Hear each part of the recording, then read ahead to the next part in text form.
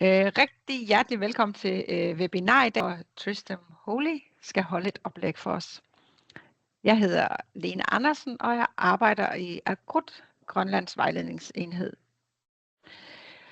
Så velkommen til webinar med Tristam Hooley, som vil tale om sin forskning inden for karriereguidance og unge målgruppen NEET.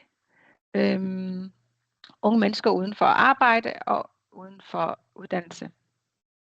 Vi her i Aqqut har glædet os rigtig meget til at få besøg af Tristam, fordi vi arbejder med vejledning, karrierelæring og også for at forebygge ungegruppen i Grønland.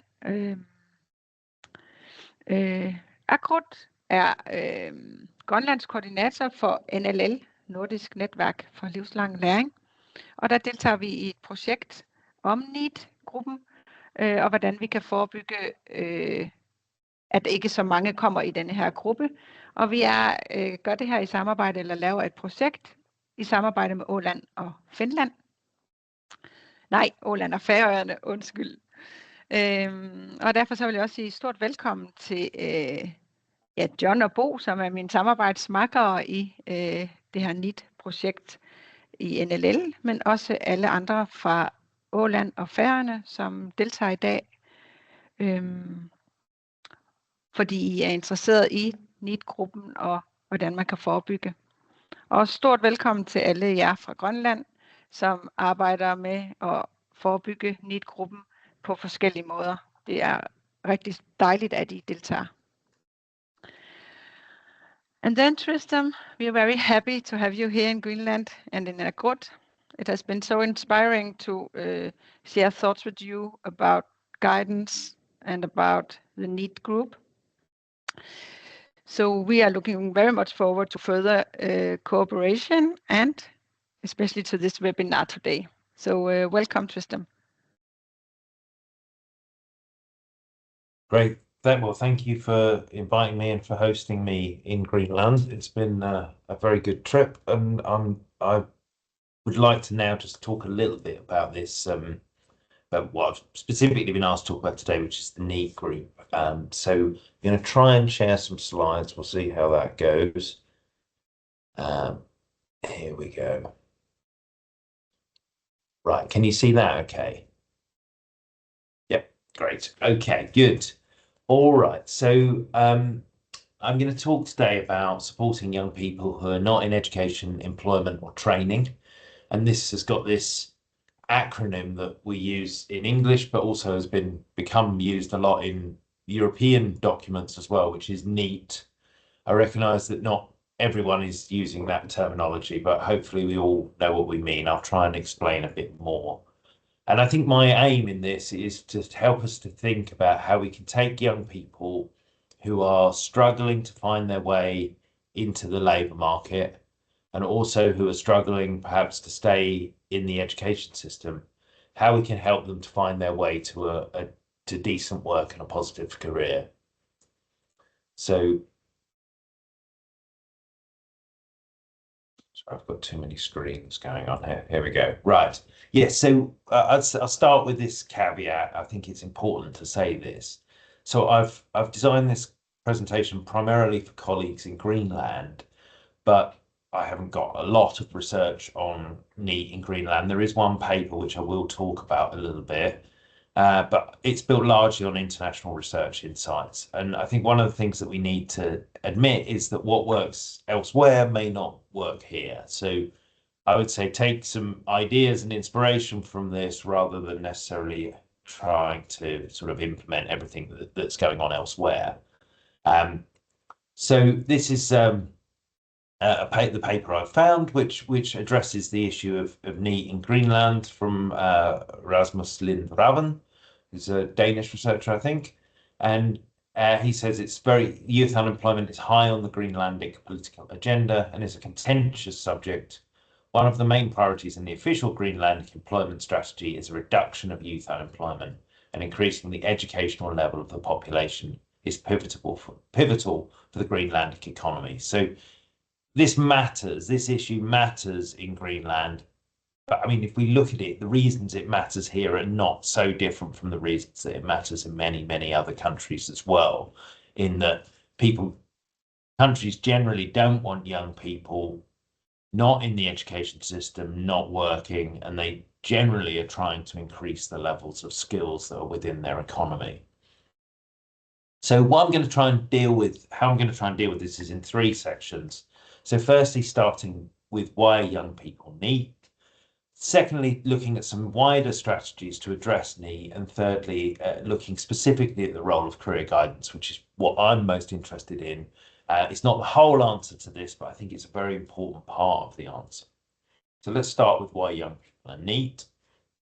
Well, firstly, let's check what we know what we mean by this. So NEET is an acronym for not in employment, education or training. And it was historically used to refer to the situation of young people between the ages of about 15 and 19. Again, it varies from country to country. But what we've seen over the last, well, 20 to 30 years probably is the widening of this term to describe a lot of people, much wider group of people, potentially up to the age of 29 in the European Union documents. And there's certainly a debate about whether that's a good thing or not, because it's one thing to say people who are up to the age of 19 who have not engaged with the labour market, who are not in education, are of a different category from those who are just unemployed. It becomes a bit more problematic, I think, to talk about people who are 28 in those ways. So I think where it's a useful term is to think about people who have had sort of intermittent engagement with education and have failed to fully attach to the labour market. So somebody who perhaps has been working for 5 years and then becomes unemployed, I think is more helpfully thought of as unemployed.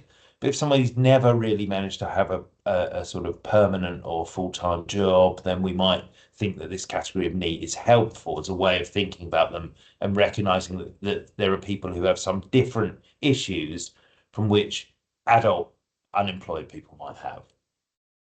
So why do young people become NEET? Well, there's an awful lot of reasons. What I've tried to do here is summarize what the main research says. And I've sort of divided it into three categories. These all sort of cross over a bit, but the first one would be life experience of various kinds. So that could be things like disability, health problems, mental health problems, various forms of social disadvantage, special educational needs, but also perhaps not doing very well in the school system might be important. But then we also see people who've had various kinds of bad personal experiences, and that could be trauma of various kinds within family or so on. Also, very commonly, issues around bullying at school. If the education system has not been a good place for somebody to operate in, then they're more likely to become NEET. And experience of the criminal justice system, so having been committed crimes or been involved with the police or so on at a young age, these are all strong predictors of whether people are going to become NEET. And then within that, once you look at somebody's experience now, there are various sort of current influences. So their family, their peer group, other time commitments. And this, I think, is a very important one. One of the things that's come out of some of the research that we did with NEETs in the city where I'm working in the University of Derby is we interviewed lots and lots of NEETs in a project a few years ago, and we found many of them had basically good reasons for being NEET. They were often caring for a sick parent or involved in some kind of family responsibility that meant working was not easy for them. So it's important to recognize that people will often have complex lives that might mitigate against their chance of successfully being in education or employment. But then there are also things like substance abuse, homelessness, other sorts of issues that people might experience in their day-to-day lives that are going to make working or studying more difficult. And finally, I think we need to recognize that this doesn't happen in a vacuum. The state of the local economy, the local context is very important. So one thing that I think is very important to think about is many people who are seen as NEET may well be involved in forms of work through the informal economy. So they may not be, employed in a way that the statistics recognize, but they may be doing work and earning money in the informal economy. And this is, is a very big issue for many people, and it's something that you have to decide how to deal with. But obviously, somebody who is perhaps spending time working with an uncle, doing repairs to their farm, or spending time,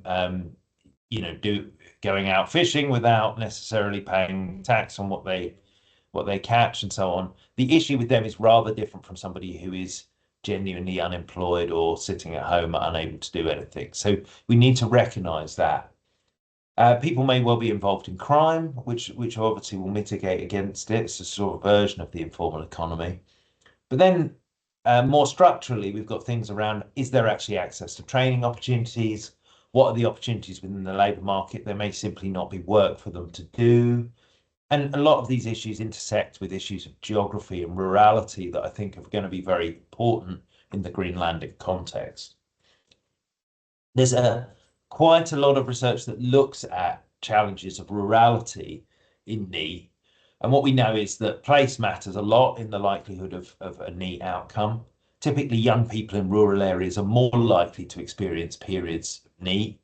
And key issues in rural areas include things like low qualification rates, conventional gender roles, which might limit people's access to the labour market, high rates of informal employment, limited opportunity structures based on relatively low skills. So these are the sorts of issues that tend to come up in rural places and often mitigate against young people finding their way into work in those places. And some of the work I've looked at in relating specifically to Greenland, we've got issues around generally low levels of educational participation, limited educational options, rurality, health, mental health and disability issues. And then an issue of which you will understand more about than I do, but it seems a very interesting one, which is around the issue of high mobility or relatively highly mobile country. People move from place to place, but this is not something that necessarily everybody is doing, and often the people who are left behind are some of the people who become NEET. I'm not going to try and sort of go too far into the issues in Greenland because you will know them better than I do. This is just from some of the research that I've looked at. So all of this gives us quite a lot of information about what it is that drives people to be NEET. What can we do with this information? How useful is it? And one of the things that's been done in the UK and in other places is developing what's called a risk of NEET indicator, or a RONI, which is not great because it's an acronym of an acronym, but what it is essentially a way of thinking about what it is that makes people NEET and whether we can spot that before somebody has become NEET. So RONIs are assessment tools that can be used in schools typically, and what they're doing is scoring students against criteria such as things like the life experience factors and making use of other sorts of contextual knowledge. So these are some of the factors that I talked about before. So if you went down and you said, are any of the people in our class experiencing these issues, and you gave them a tick, you might find that some people would get 3 or 4 ticks, and you would think, well, those people are probably more likely to become NEET than other people. And this is before they've actually experienced a NEET outcome, so they may still be doing fine at school.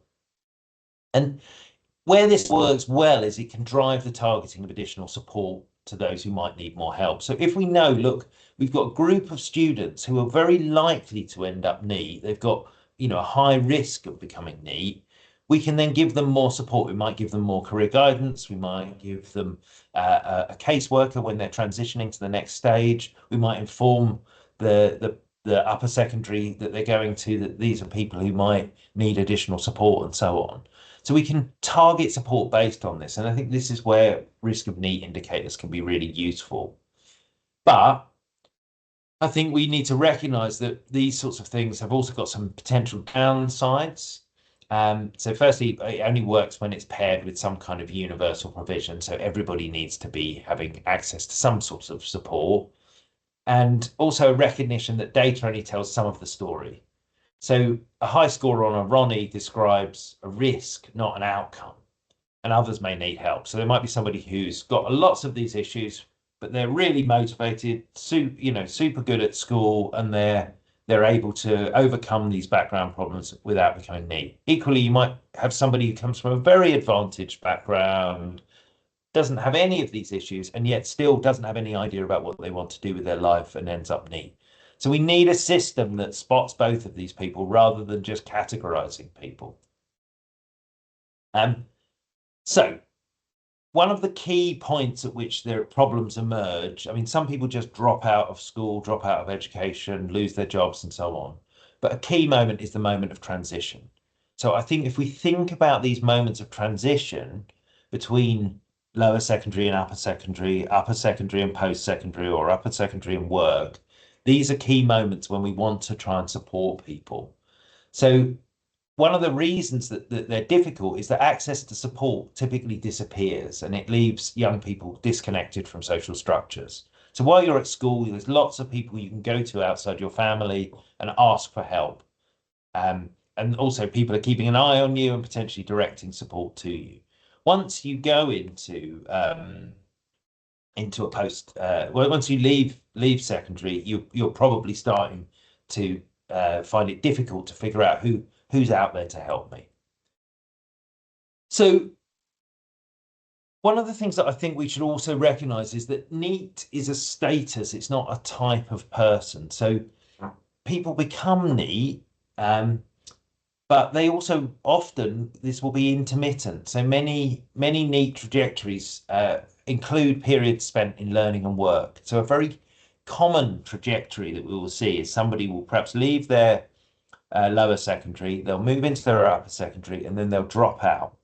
And then they might be NEET for 6 months, and then they might go back to their upper secondary and try something else. And that may work out or it may not, and they may drop out. So that person has not necessarily been NEET for the whole of this time, but they might have had periods of NEET within this. And so when we're thinking about statistics, we need to look at people who are at risk and who've had periods of NEET, as well as those who are actually currently NEET, I think. And it's also, there's a kind of positive story to tell here, which is that most NEET young people ultimately do attach to the labour market. Very few stay NEET or unemployed for their whole life.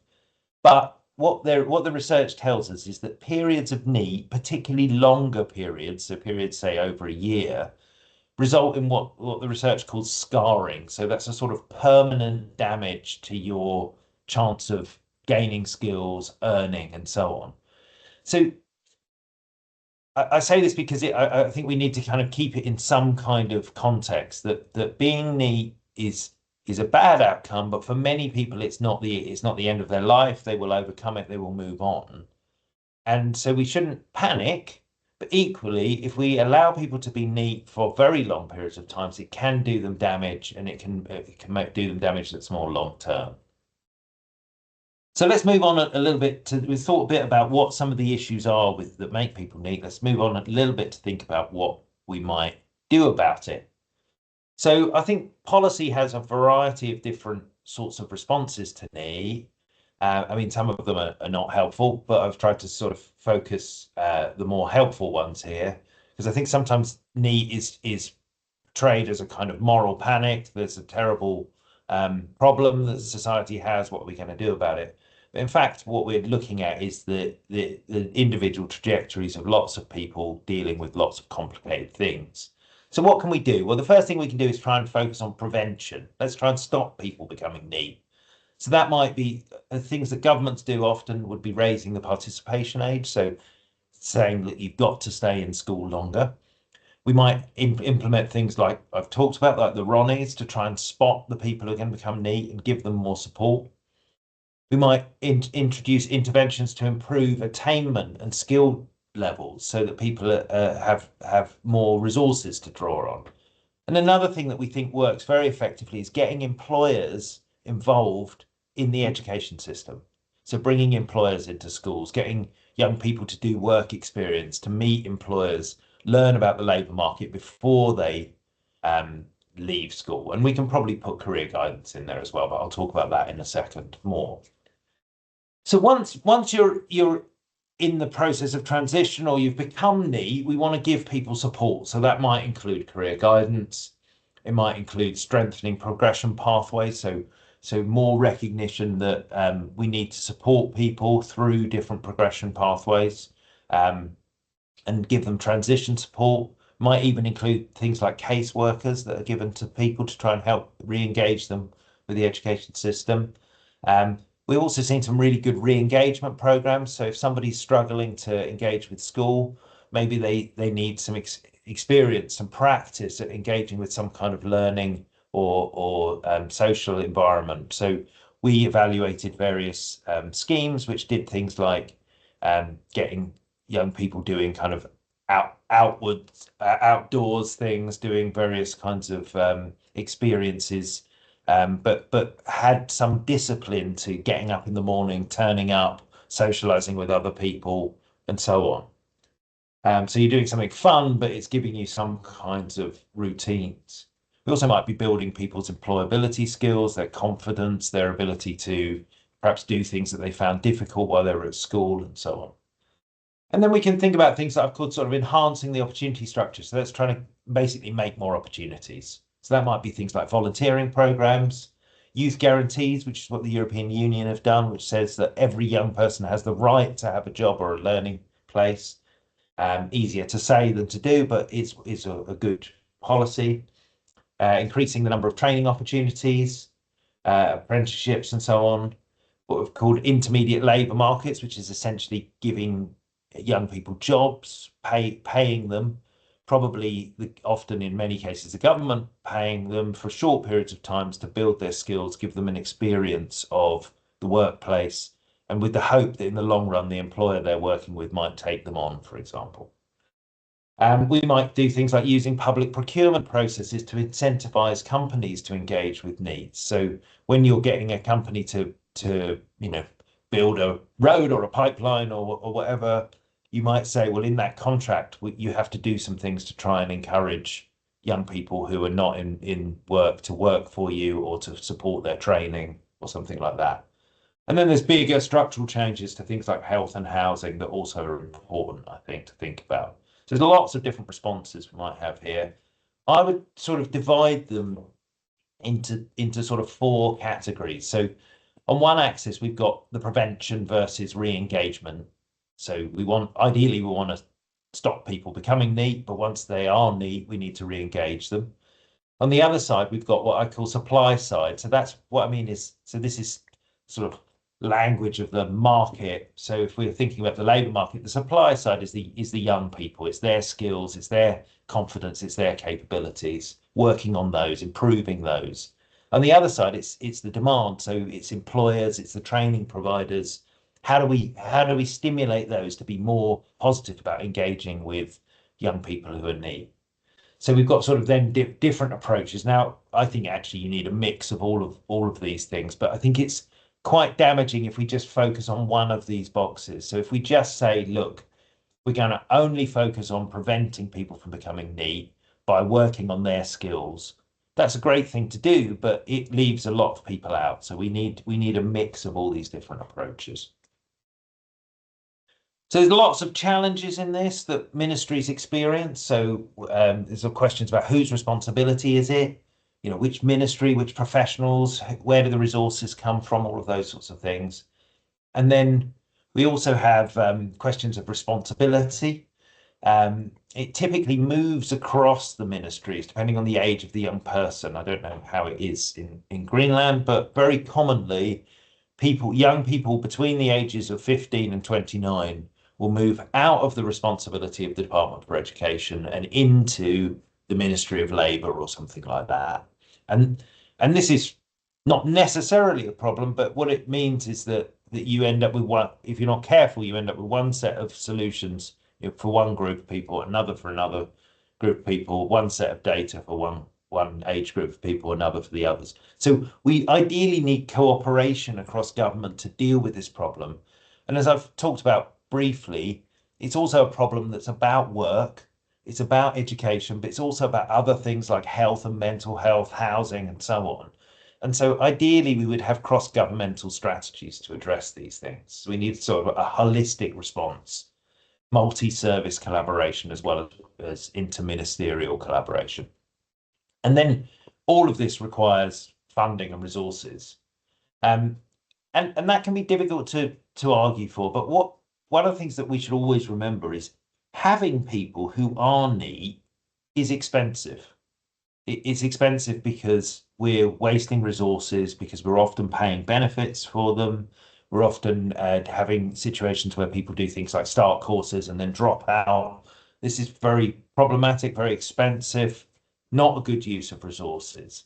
So in terms of how we work with government, I think we need to make the case very strongly to government that if we can reduce this issue of NEET, if we can get less people to be NEET, then it's ultimately got a strong return on investment for the country. And so I think it makes the case that, well, sometimes, for example, providing a caseworker to, let's say, 10% of young people seems quite expensive. If we said, well, look, everybody's going to have a caseworker for the first year they move into upper secondary. But if that reduced the number of people who became NEET, then it would pay for itself. Very quickly it pays for itself. So let's some basic principles, I think, service delivery with needs. I think the first thing is that we should try and preempt the problems. So identify risk, provide support while in school, encourage career planning, attend to and support for transitions, I think is important. And then we want to support the young people. So we want to take care to understand the reasons for NEET outcomes, recognise the diversity of need, and tailor support accordingly. Different NEET young people will have different reasons for being NEET, and it's not helpful to give them all the same solution. But we also need to think about them holistically and try and ensure that there's joined up service provision, and then offer access to a trusted adult or mentor. That's a really sort of comes through very strongly in the literature as a thing that really helps. And that could be a teacher, it could be a caseworker, it could be a careers professional. And then finally, I think we need to also empower young people because being NEET is quite a disempowering experience. So I think we want to recognise and respect the agency of young people, recognise that sometimes people will have reasons for what they do and that they shouldn't just receive criticism for it. Ideally, we work to co-create services with them. We involve families and communities where we can. We build sort of critical consciousness and a recognition that you can change things. So it's not just something that's being done to them, and encourage career building and longer term thinking. I think that's very important. When we're thinking about NEET in rural areas, I think some of the things that come through in the literature really are about the importance of community involvement and co-creation. So not the state going in doing things to rural communities, but rather working with them.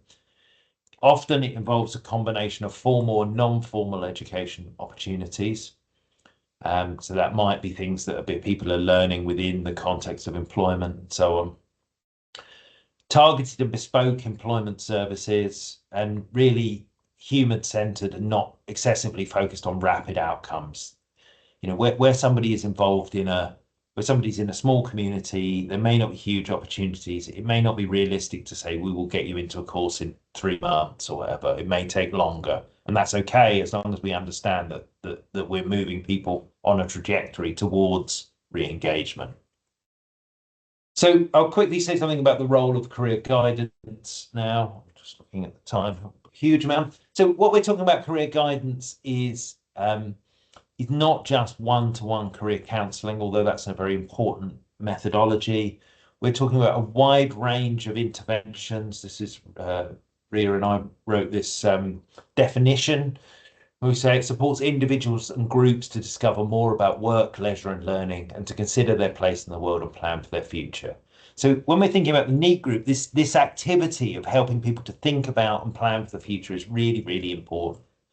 So it can include lots of different things, ranging from giving people information through to sort of mentoring and advising, counselling, educating, and then through to interventions that are more systemic. So our careers professionals also have a lot of knowledge about how the system is working and how it's not working, and they can be part of feeding that back. So we've got lots of different approaches.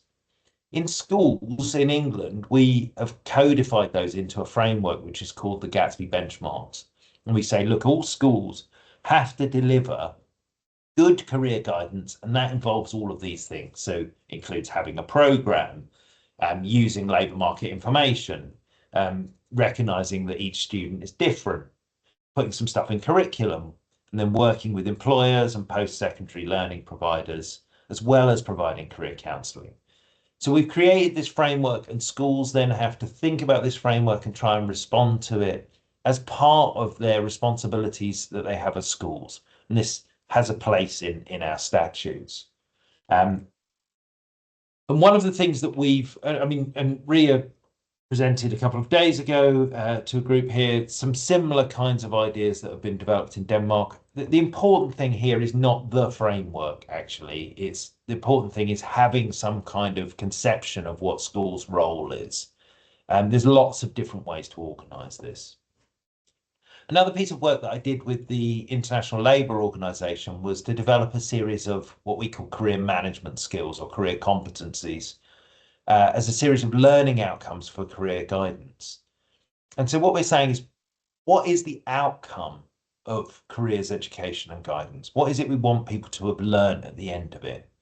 And here we've broken this down to things like an understanding of their context and cultures. Well, what is it to be part of a family, to be part of a community? What is my culture? And then understanding the structures that make up career and how do careers work, and recognizing that in doing that, we have to be strategic. We have to exercise power. We recognize that other people have power over us, and we have to think about how we manage that. And then we also need to reflect on our abilities and so on. So what we've done here, I've got the references for all of these things if you want. And again, there are lots of alternative frameworks we could look at, but it's to try and articulate, not just as the benchmarks do, what is it that you should do in order to deliver an effective career guidance program in a school, but also what is it that the young people will get out of it? What have they learned at the end of it?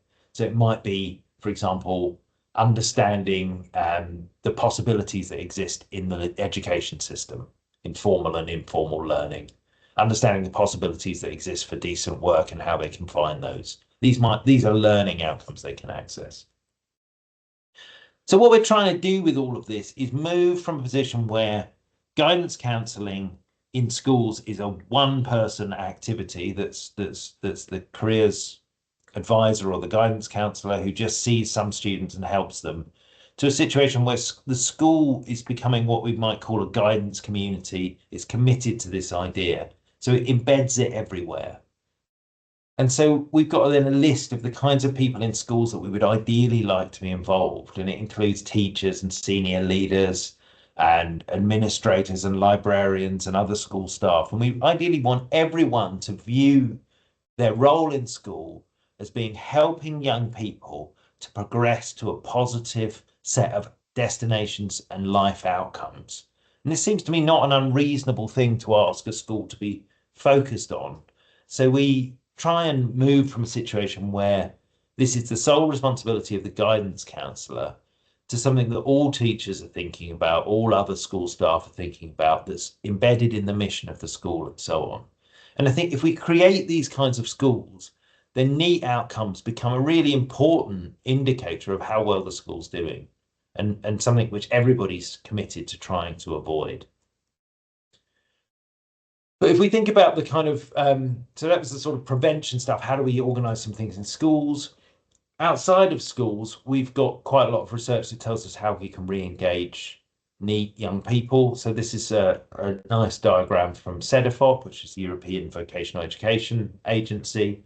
And they talk a lot about guidance, encouraging young people to access guidance, to develop their career management skills, to access lifelong learning and so on. And in order to do that, we need to provide them with access to forms of guidance, coaching, mentoring, and so on, which are all about improving their motivations and so on. So this is, I think, a very helpful approach that they've got. So we need, in this case, we need some people outside of the education system who young people can turn to and get help with if they're NEET. But I think we can go a bit further than this. So we talk about sort of various kinds of additional things which would involve other stakeholders. And I've mentioned a lot of these things already as we've been going along. So we want career guidance in community. So that's working with families, peer groups, and communities. I think the issue with the Cedefop one is it really focuses only on the individual person. And that's great. We need some individualized help for people, but we also need to engage their community, various kinds of public service organizations that they might be working with, so housing providers, youth workers, social workers. So the career guidance that they're receiving is also very connected to the wider infrastructure of support that they can access. And then finally, I think we want to work with employers, training providers, policy and government to try and shape the sort of demand side of the economy, so to shape the opportunities that are available to people. So we're trying to work when we're working as career guidance practitioners with NEET people who are actually already NEET. We're working with them intensively individually, but we're also working with the systems that they operate within. And Ria and I, with our colleague Ronald Sultana, have developed a framework which we think is useful for doing some of these sorts of things. We call it Career Guidance for Social Justice. And in it, we set out a number of activities or ways of thinking that guidance practitioners can pick up, which are about recognizing that young people who are socially excluded, who have difficulties, have also need to sort of develop their understanding of the way that society works and move forward to develop good outcomes. And so in that, we've got the first three here are really about building young people's understanding of possibilities, of what the challenges are for them and what options they've got for dealing with those things, both individually, but also through working with others. And then our fourth one is about encouraging people to work together. So that's both the practitioner and the young person, and saying, look, sometimes the best outcomes will come for you if you collaborate with others. And then finally, we recognize this idea that this is a system that we're working into. We're not just dealing with an individual who's got a problem.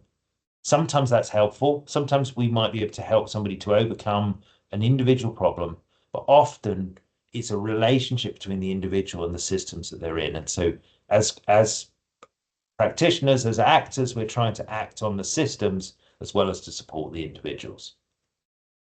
So I've got a few, I'll just finish with a few very quick examples. So we've got lots of examples of where NEET projects have been developed. This was one in Hong Kong, which really it was really about encouraging voluntary work, artistic work, what they call sort of serious play, serious games. And it was really about getting young people engaged with each other, out of their rooms, out of their houses, talking to other people, doing things which then build a kind of culture of participation. We've also got, I think, a very interesting project in Sweden. Again, I'll give you the references for all of these so you can look at them in more detail if you want. But in this one, this is a real community-focused one. And what this practitioner is doing is essentially getting out of her office, going to places where she can find young people. So it's not expecting young people to come to you, but it's going to the various different places, hospitals, social workers' offices, even cafes, and working with young people in those places to help develop them and move them on. Then finally, we've got a project here from the UK, which was working with very vulnerable young people to help them build skills and confidence. It provided them with mentoring, training, volunteering, and lots of activities, again, that were about going out into nature, working with working with other people, coming together, and then alongside that, having kind of personalized and group support that moves them towards learning and work. So to finish up, I think NEET outcomes happen for a range of reasons. It's important to understand these reasons and recognize that they're complex and diverse. There are also a range of well-established policy approaches to addressing NEET. And these need to focus both on the individuals and the systems that they're in. And finally, that career guidance is a key element of addressing NEET and needs to focus on both schools and on young people outside of schools if it's going to be effective. So that is a very quick tour through some of the evidence and literature that we have around NEET. I will provide these slides for you, but we've got various references here that might be of interest to you. I'm happy to take any questions if we've got any time left. So thank you.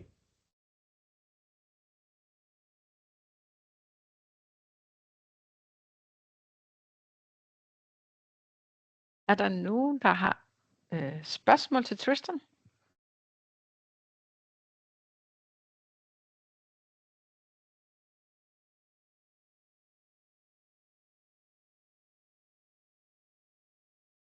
No, sorry. Just say thank you for the fantastic, inspiring presentation. It was very, very grateful.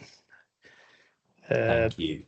And you mentioned a lot of things we are going to work further with and thinking a lot more about. There are, of course, many questions you could ask, but you mentioned this kind of the importance of stakeholders and how they could cooperate in this question. I don't know if you have any further comments on that, but it was in Faroe Islands we have not that many big unemployment in people. We have under 1% unemployment, and that's a big difference from Faroe Islands to Greenland, for example. But we have a group in NEET, so we are looking further at them and cooperating with Greenland and Åland as well to have some more details on our status and situation here in the Faroe Islands.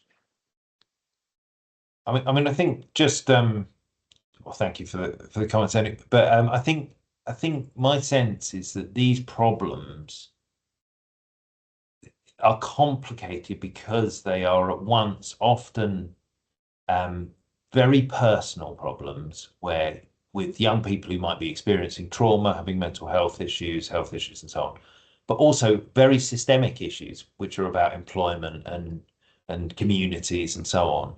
And so I think traditionally, and the kind of approach that you sort of see in the CEDEFOP documents tends to be very much focused on the individual and empowering the individual. And I think that's great. That's really important. But I think we also have to work into the systems that are around that young person. And if we don't work with their families, their communities, but also with the people who might employ them or take them into training and so on, then we're doing them a disservice. So and this is difficult because we're always struggling for resources, and you know, somebody who's got a lot of personal problems can take up a lot of time. But we have to try, I think, to work both with the individual and with the systems in which they sit. And I think if we can do that, we've got a much better chance of moving them to a positive outcome more quickly, really, because some of it's about educating people. It's about educating employers about, you know, what the issues they might experience are if they take on some of these young people, or educating training providers about how to be more supportive to people who might be having problems. And those kinds of differences can make a big difference, as well as the more intensive work that might go with the individual. Thanks. And Tristam, we had another question. Dorita will just ask the question to Tristam.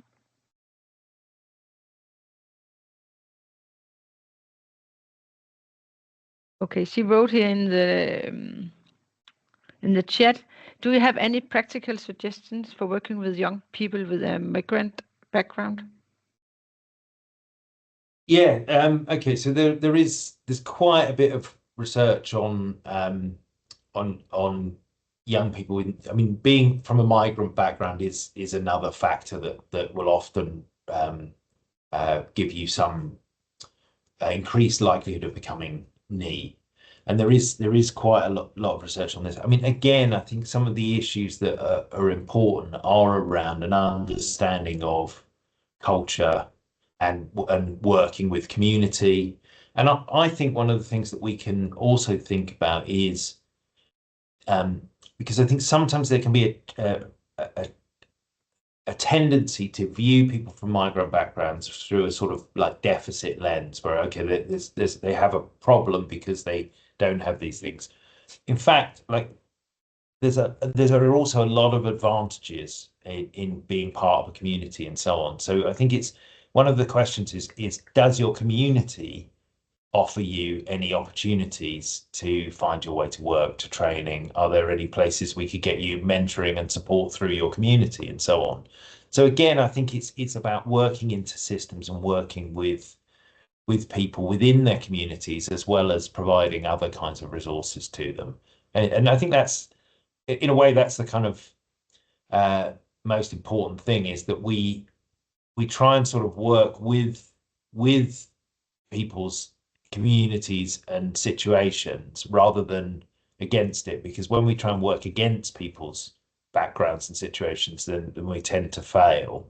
Whereas if we can support the opportunities they have, recognize that there is capital and resources and opportunities within their own community, whether that's a migrant community or whether it's a rural community or whatever, then I think that can be very helpful.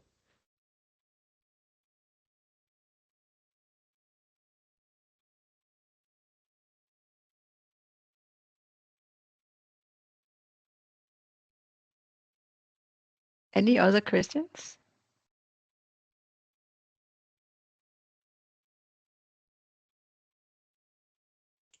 Well, thank you to everyone for listening. I feel it was quite a lot to get across in a very short short session, but hopefully some of it stuck. And as Lena says, we'll circulate the presentation afterwards.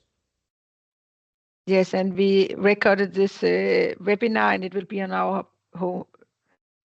page in a few days. But I will send you a link. And yes, thank you very much for participating. And Tristam, thank you very much. Thank you.